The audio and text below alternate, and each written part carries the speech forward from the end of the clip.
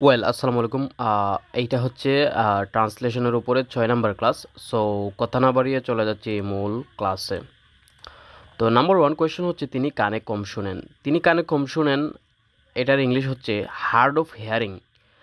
আর এখানে খেয়াল করেন হি ইজ এ ডিফ। ডিফ মানে বধির, মানে যে একবারেই কানে শোনে না। তাহলে এইটা তো হবে না। তো এইরকম সূক্ষ্ম পার্থক্যগুলো আপনাদেরকে জানতে হবে। তাহলে এইগুলা আপনারা কোথায় পাবেন? এই যে এখানেই আছে। এগুলো একটু প্র্যাকটিস করেন। হিয়ারিং লস মানে শ্রবণ শক্তি হ্রাস। হার্ড অফ হিয়ারিং মানে হচ্ছে কানে কম শোনা। আর হেয়ারিং ইম্পায়ারমেন্ট মানে শ্রবণ অক্ষমতা। ডিফনেস মানে বধিরতা, যে একদম না শোনা আর কি। কন্ডাক্টিভ হিয়ারিং লস মানে বাহ্যিক বা মধ্যকর্ণ জনিত শ্রবণ সমস্যা। তারপর সেন্সর নিউরাল হেয়ারিং লস মানে হচ্ছে শ্রবণ স্নায়ুর সমস্যা। পার্শিয়াল ডিফনেস মানে আংশিক বধিরতা। ডিফনেস মানে তো বধিরতা, আর পার্শিয়াল মানে আংশিক আর কি। তারপর হচ্ছে প্রফাউন্ড হেয়ারিং লস মানে হচ্ছে গভীর মাত্রার শ্রবণ হ্রাস। সো এই হচ্ছে আর কি। ২ নাম্বার হচ্ছে তিনি অল্প কথার মানুষ। সো অল্প কথার মানুষ মানে ম্যান অফ ফিউ ওয়ার্ডস, আমরা জানি ম্যান অফ ফিউ ওয়ার্ডস। এখানে আছে a man of short word. Short word মানে কি? সংক্ষিপ্ত শব্দ। একজন সংক্ষিপ্ত শব্দের মানুষ না, এরকম হয় না। He is a man of no word, তার কোনো কথা নাই, এটা না। তারপরে he is a man of few word. Um he is a man of few words, এখানে হচ্ছে ওয়ার্ডস আর এখানে হচ্ছে ওয়ার্ড। তাহলে খুবই সেন্সিটিভ, কিন্তু একটা এসের কারণে কিন্তু আপনার আনসার ভুল হয়ে যেতে পারে। এই যে খেয়াল করেন, এটা হচ্ছে এস আছে, সো যেটা এস আছে এটা হবে, ঠিক আছে? ওকে, তো এরকম আরও শব্দ আছে, এগুলো হচ্ছে আপনারা শিখে নেবেন অবশ্যই। টেসিটার্ন কম কথা বলা বা অল্প কথার। তারপরে যে রিয়াটিসেন্ট নিজ ভাব প্রকাশে অল্প কথা বলা। রিজার্ভড আত্মসামাজিক নয়, অল্প কথা বলা মানে যে হচ্ছে আত্মসামাজিক নয় আর কি, অল্প কথা বলে। কোয়াইট এগুলো সবগুলো হচ্ছে অল্প কথা বলে এরকম।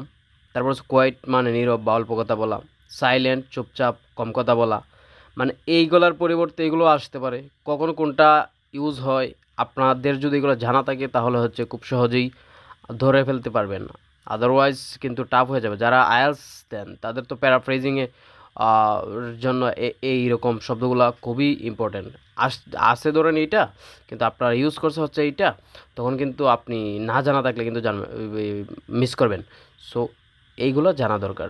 বাটন ওয়ান্স স্লিপ মানে চুপ থাকা কম কথা বলা। লিপ মানে তো টুট, ঠিক আছে? এখন কারো টুট যদি বাটন মাইরা দেয় তাহলে তো কথা বলতে পারবে না। তারপর হোল্ড ওয়ান্স টাং মানে জিহ্বা, জিহ্বা কারো জিহ্বা যদি কি হয়ে যায়, হোল্ড করে রাখে, তাহলে তো কথা বলতে পারবে না। সো এইভাবে মনে রাখবেন আর কি। এ ম্যান অফ ফিউ ওয়ার্ডস, ঠিক আছে? এখানে ওয়ার্ডস হবে। তারপর আসেন জামাল খুব অল্প কথার মানুষ। এটা তো আপনারা পারবেনই, few words, man of few words, ঠিক আছে? এটা এর এক ২ নম্বরটা যেটা শিখলেন এইটা হচ্ছে এটা আর কি। তারপর হচ্ছে number 4 the workers have called off their strike. এই যে কল্ড অফ আছে না, এই কল অফটা হচ্ছে আসলে একটা ফ্রেজাল ভার্ব, ঠিক আছে? অ্যান্ড ফ্রেজাল ভার্ব জিনিসটা কি এটা তো আপনারা অবশ্যই জানেন। সো ফ্রেজাল ভার্বগুলো জানা অনেক গুরুত্বপূর্ণ। তাহলে এটার আনসার হচ্ছে শ্রমিকেরা ধর্মঘট প্রত্যাহার করে নিয়েছে। কল অফ মানে কি? প্রত্যাহার করে নেওয়া। এখন আসেন, কল অফ মানে বাতিল করা বা বন্ধ করা। বাতিল করা প্রত্যাহার করা একই কথা। তো এখানে কল অফ ব্যবহার হয়েছে মানে প্রত্যাহার করা। কল অন মানে সাক্ষাৎ, আর কল আপ মানে ফোন করা আর কি, কারোর সাথে ফোনে কথা বলা বা স্মরণ করা এরকম। তারপর কল ফর মানে হচ্ছে ডাকা, ডাকা ডেকে আনা আর কি। প্রয়োজনে কাউকে ডেকে আনেন বা আহ্বান জানান, এরকম কল ফর। কল আউট মানে জুড়ে ডাকা, সমস্যা বা ভুল প্রকাশ করা। কল ইন মানে হচ্ছে ডাক হারা আসা, মানে কাজের জন্য কাউকে ডাকা আর কি। কলেট মানে হচ্ছে কোনো জায়গায় দাঁড়ানো বা থামা, মানে নির্দিষ্ট কোনো জায়গায় কাউকে ডাকা এরকম। কলে ওয়ে মানে কাজ থেকে ডাকা বা অন্যত্র পাঠানো। কলে ওয়ে মানে কাউকে ধরেন আপনি ডেকে অন্য কোথাও পাঠাইলেন। কল ব্যাক মানে পরে ফোন করা বা ফিরে ডাকা এরকম। সো আরও অনেকগুলো আছে, আপনারা শিখে নেবেন আর কি। ওকে, আমি সর্বোচ্চ দেওয়ার চেষ্টা করেছি। তার দুঃখের সীমা নেই। হ্যাঁ হ্যাঁ, তো এটার আনসার হবে his sorrows know no bounds. So এরকম কেন হইলো? এগুলো হইলো না কেন? হি হ্যাজ নো সরোজ, তার কোনো দুঃখ নাই। সরোজ হ্যাজ নো লিমিট, দুঃখের কোনো সীমা নাই। এগুলো তো বুঝতেই পারতেছেন এগুলো যে হবে না, ঠিক আছে? মানে ট্রান্সলেশনগুলো একটু খেয়াল করে দিতে হবে। তো খেয়াল করেন, এখানে এরকম আরও অনেকগুলো শব্দ দিয়েছি। হ্যাভ নো লিমিটস, সীমাহীন হওয়া। উইদাউট লিমিটস এরকমও থাকতে পারে। বিয়ন্ড মেজার এরকম থাকতে পারে। বাউন্ডলেস ও সীমাহীন, লিমিটলেস সীমাহীন, উইদাউট এন্ড শেষহীন। তারপর হচ্ছে নো ইনটু, তারপরে ইন্ডলেস, তারপরে ইনফিনিট, তারপরে আনবাউন্ডেড এরকম থাকতে পারে, ঠিক আছে? সো সবগুলাই জানা থাকা ভালো আর কি। মুখস্থ করতে হবে না, জাস্ট খালি প্র্যাকটিস করেন, একটু দেখেন তাহলেই হবে। ওকে, সো সে আনন্দে উচ্ছ্বসিত ছিল। বৃষ্টি হয়েছে, ব্যাঙে ডাকতেছে। সে আনন্দে উচ্ছ্বসিত ছিল। সো এটা কি হবে?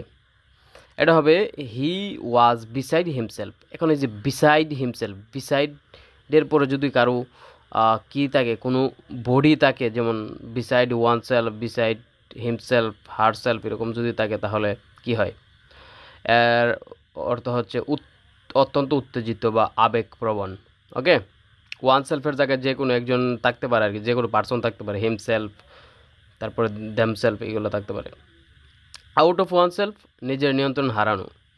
ওভার দ্য মুন খুব খুশি। অন ক্লাউড নাইন অত্যন্ত সুখী বা আনন্দিত। মনে রাখবেন কেমনে? 9 বছরের বাচ্চারা দেখবেন যে যখন আকাশে ক্লাউড জমে তখন কিন্তু অনেক খুশি হয়। তো এইভাবে মনে রাখতে পারেন, অন ক্লাউড নাইন অত্যন্ত সুখী, আনন্দিত। ইন এ ফ্রেঞ্জি উত্তেজনা, পাগল বা অতিরিক্ত উত্তেজিত, মানে ফ্রেঞ্জি আর কি। ফ্রেঞ্জি অর্থ অতিরিক্ত উত্তেজনা আর কি, অতিরিক্ত পাগল। অ্যাট ওয়ান্স এগুলো হচ্ছে বিপরীত আর কি, এগুলো হচ্ছে একরকম আর এগুলোর বিপরীত হচ্ছে এই লালগুলা। অ্যাট ওয়ান্স হুইট সিন্ট মানে চরম হতাশা। ইন এ স্টিউ উদ্বিগ্ন বা চিন্তিত। অল শোক আপ বিস্তৃত বা উত্তেজিত। ফ্লাস্টার্ড উদ্বিগ্ন বা চিন্তিত।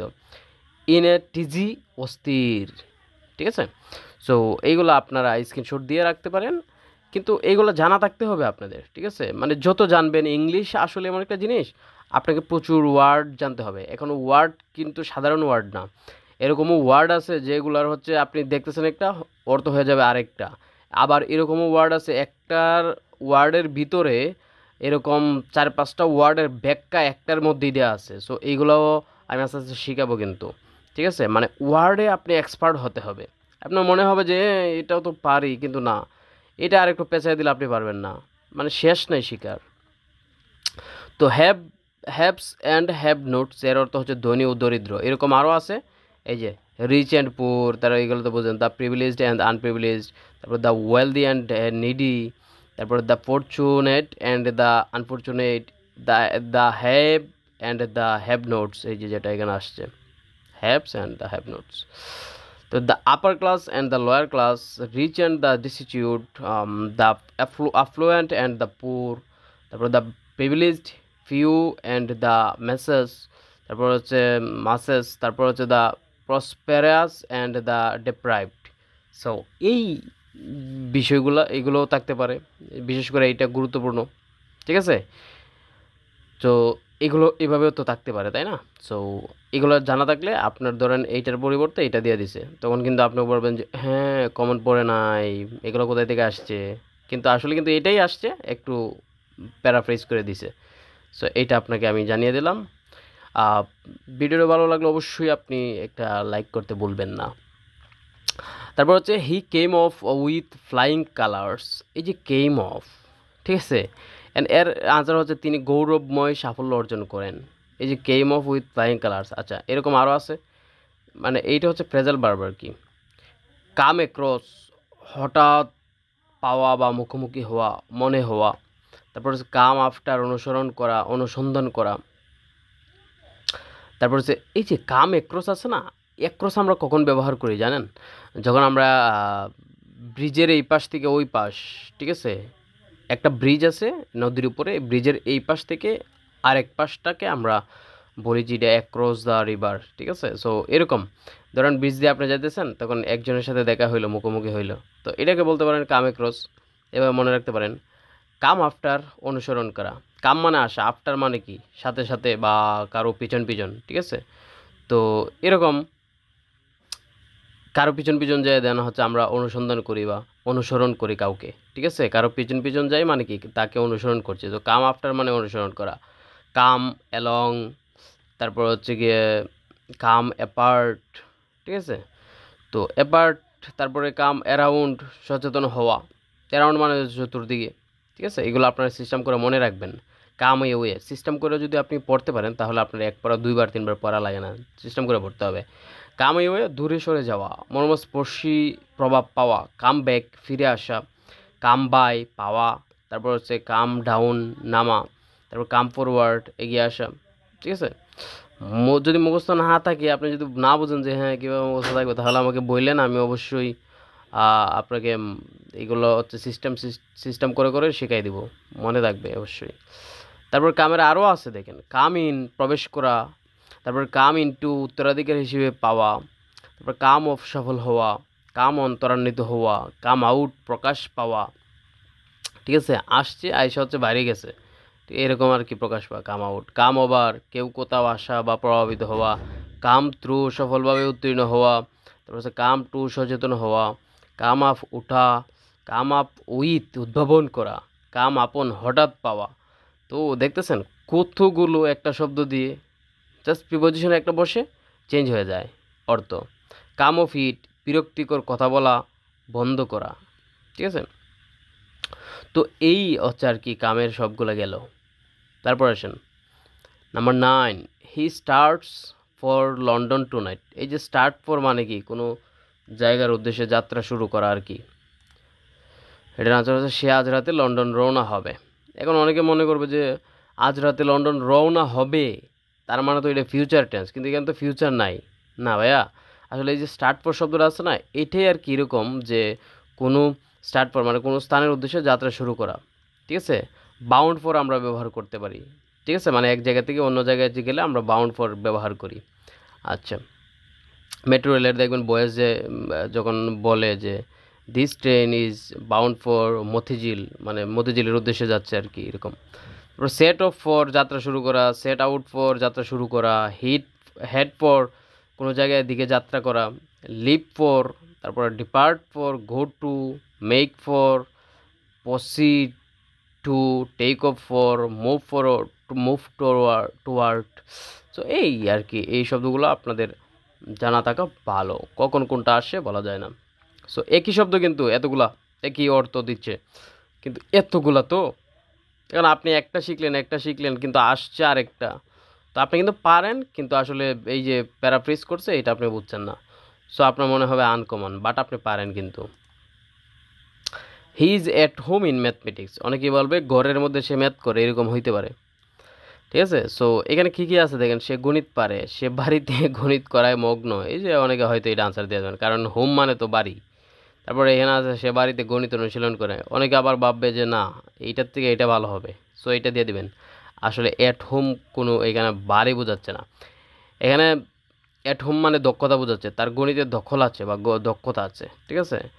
এরকম দেখেন, ইন ওয়ান্স এলিমেন্ট নিজের পরিবেশে বা স্বাচ্ছন্দ্যে থাকা। অ্যাট এইজ, তারপর in comfort. At peace, in familiar surroundings. Like a fish in water.